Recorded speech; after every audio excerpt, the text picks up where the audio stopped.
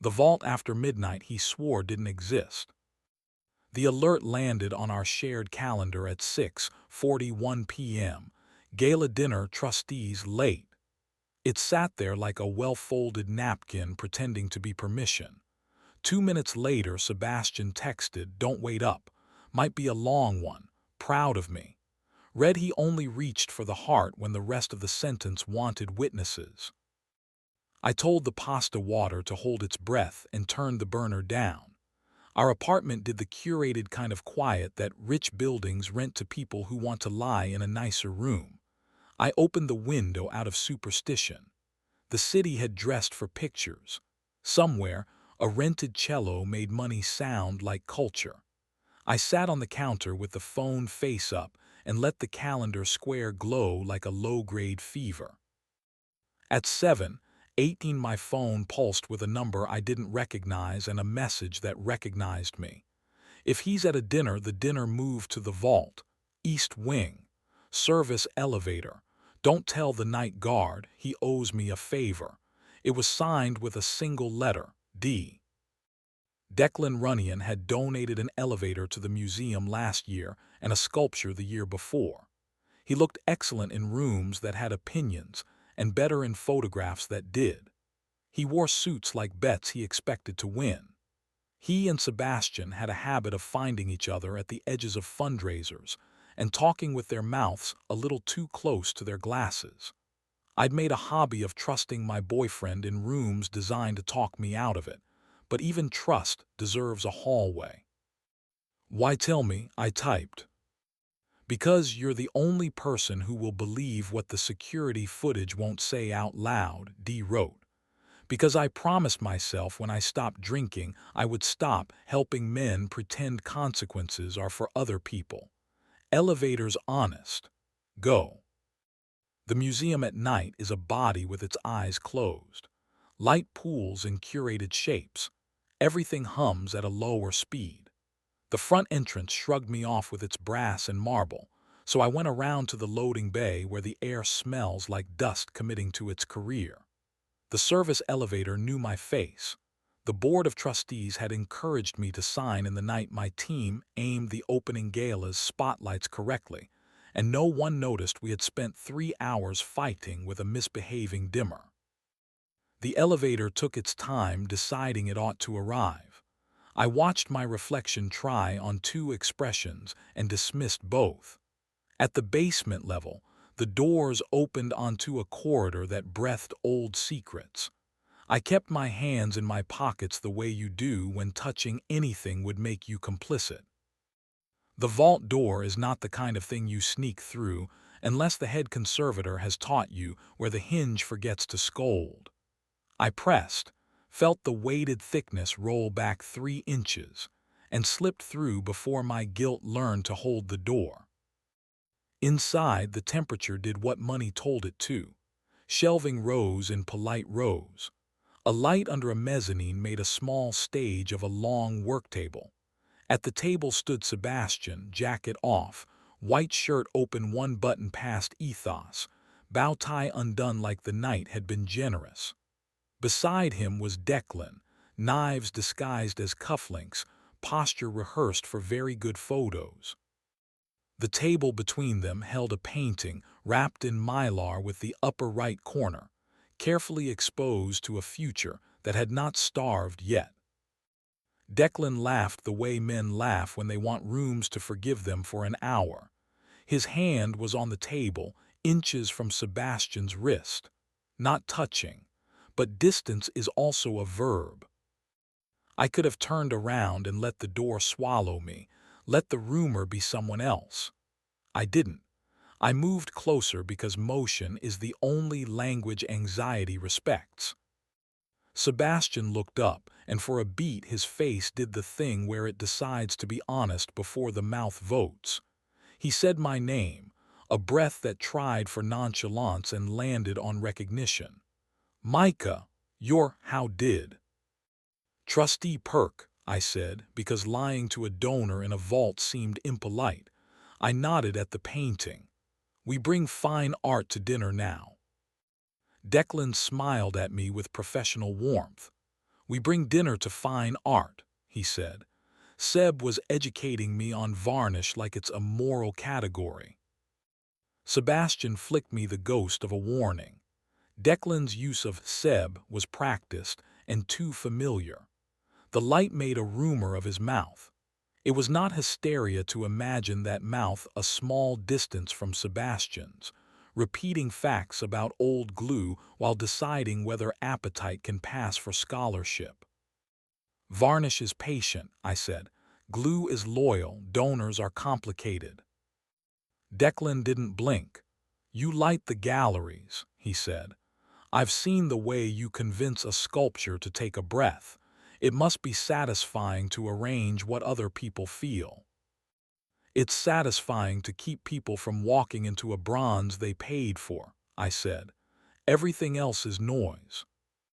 Sebastian rubbed his thumb along the edge of the mylar the way he does when he is remembering a fact and pretending it's a feeling. We got sidetracked, he said.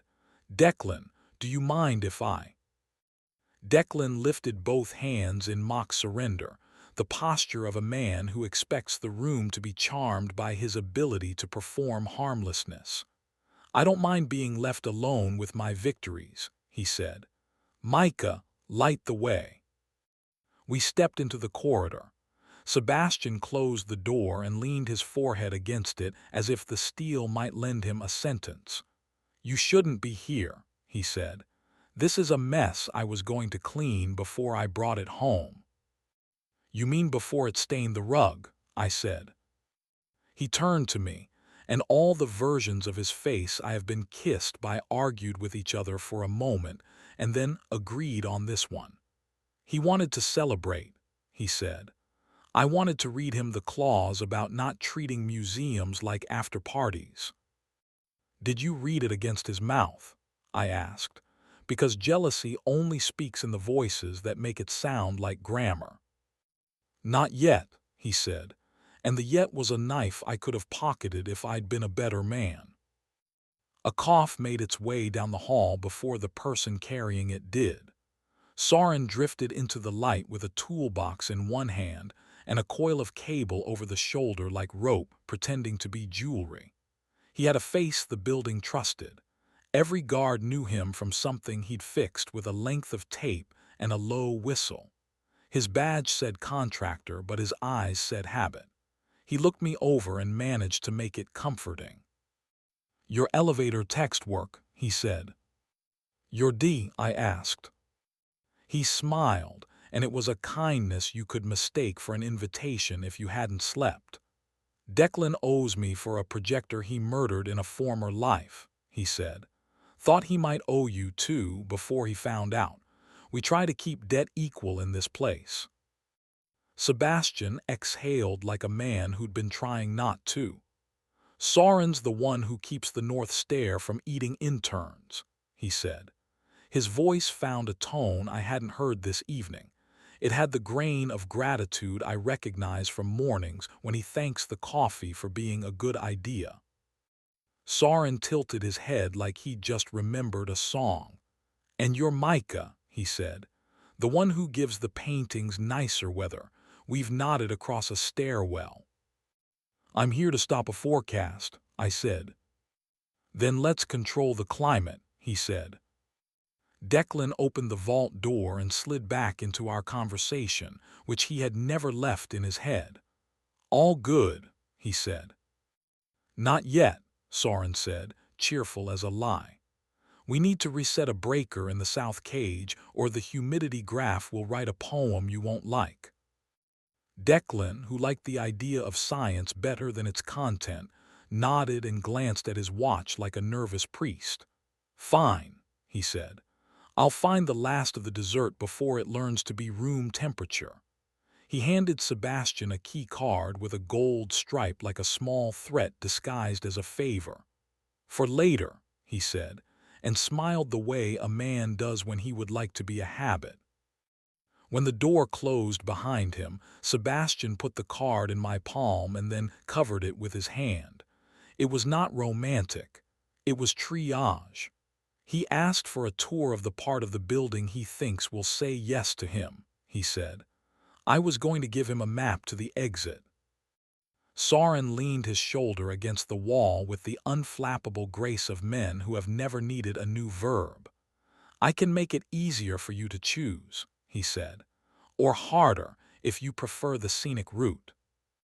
What do you get, I said, for being a benevolent arsonist? An excuse to text you again, he said, and the pleasure of not watching a good man get bought for the price of a window. Sebastian's mouth softened, which is the thing it does when it remembers mine. We came to a vault to talk about excuses, he said. Maybe we deserve each other. Soren's attention broke from my face to the curve of Sebastian's collarbone and back. He had the decency to make it neither leer nor compliment. Declan thinks he's the room, he said. Let's open a different door. We took a long, quiet corridor past crates asleep in their wood and turned into a conservation studio that smells always like patience heated through a muslin filter. Soren reached for the dimmer and let the room decide how intimate to be. It chose kind. He set his toolbox down and didn't touch either of us. Sebastian looked at me and moved his hand to my jaw as if the painting in him had remembered a lighter painter underneath. He kissed me like he'd chosen me, not the fight that made me useful. He tasted like a very good lie that had stopped needing itself. When he deepened the kiss, the part of me that hadn't had dinner wrote a very convincing thank you note. I answered with the kind of restraint that changes the temperature anyway. We didn't undress. We learned each other's edges again like they were a borrowed book with new notes in the margin. Soren, tactful as electricity, stepped to the window and looked out over a scaffolding nobody had authorized.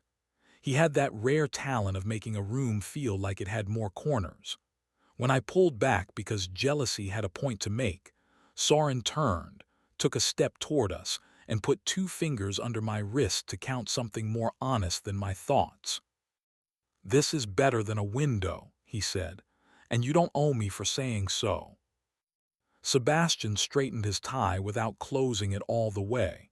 He rubbed the heel of his hand against the spot under my ear that owns the day, and I stopped pretending to be made of decisions. "I didn't kiss him," he said. "I was going to. I thought it would make the part of me that likes winning stop shaking." "It never does," Soren said, and it was the first time I wanted to know where his body slept. Winning is a hole the shape of proof. "What do we do?" Sebastian asked. "About the man who thinks keys mean yes." "We pick the lock for ourselves," I said, and put the card on the work table under a paperweight. "We make him ask a guard who owes Soren a favor." When we walked back to the vault, Declan was there with a small plate of something that had melted into apology. He took us in, assessed, smiled as if he were adding a currency to a mental spreadsheet. "Shall we finish our lesson?" he said to Sebastian. "Or did your gentleman light take care of the details?" Sebastian slid his hand into mine and let Declan's eyes read the admission. He didn't look away. "We're done," he said. "Thank you for the evening." Declan's smile didn't falter, which is another way money disguises itself. "You'll call when the board wants a nomming gift," he said, "or when the evening wants a better view." Soren coughed gently in a way that made Declan check his watch and remember another room that would benefit from his ring and his scent. When the door sealed him back into a different narrative, Sebastian sagged and then remembered gravity belongs to everyone. "Come home with me," he said. "Will the elevator approve?" I said. "The elevator is honest," Soren said. "It doesn't lie on behalf of donors." He walked with us to the loading bay, hands in his pockets, as if guarding us from the building but not from ourselves. At the elevator, he pressed the button and stepped back as if he trusted we'd make the better mistake. The doors opened. Sebastian squeezed my fingers like an oath had found muscle memory. "Thank you," I said to Soren. For the air, he asked. For counting, I said. My pleasure, he said, and the way his mouth shaped the word made it clear that he knew exactly what he was saving for later. At home, the apartment let us in without commentary. The pasta had given up its fight with the world. We threw it away and refused to make it stand for anything. Sebastian leaned against the counter the way men do when they'd like to lean against a person, and decided the counter could take it. He told me Declan had been building a trap out of compliments for months, and that he had helped because the part of him that likes being chosen still thinks selection is morality. I told him Soren had a voice like an exit sign. He didn't ask if I had kissed the man who sent the text. I didn't tell him I wanted to. We let honest heat argue it down to a promise. In bed, we left an inch between us to let the night catch up. Sometime near 2, he moved his hand to my ribs and let his palm memorize the small movement that makes a body say yes to tomorrow. In the dark, he said, "Am I just a man who almost cheats in rooms that smell like money?" I said, "You're a man who likes being interesting and is learning to be alive. I can love that if you keep the door on the latch." We slept. Morning put itself in the window. The calendar square for the day stayed empty and looked good that way. Sebastian tied a tie over the throat that had wanted other hands and chose my mouth instead. He said my name like an address. I said his like a location that hadn't moved overnight. At 10, my phone lit with a final message from the number that had started the evening. Next time the city pretends a window is a sin, remember which side is glass. I wrote back, "You're very proud of your metaphors." D replied, "You're very proud of your restraint. Keep it until you don't need it." No punctuation. I saved the thread without the name. Later, Sebastian sent a photo from the galleries, an empty bench and a painting that does not apologize for being looked at. "Room exists," he wrote. I believed him because the bench had both our shadows on it, and because somewhere a contractor named Soren was adjusting a sensor so the alarm wouldn't learn to cry over small things. The plant we hadn't bought yet supervised the kitchen in my mind. The museum would open its doors and sell time like it always does. And we, not stupid and not saints, would practice telling the truth the way conservators do. Slowly, with soft tools under good light, while the building forgave us for breathing near the art.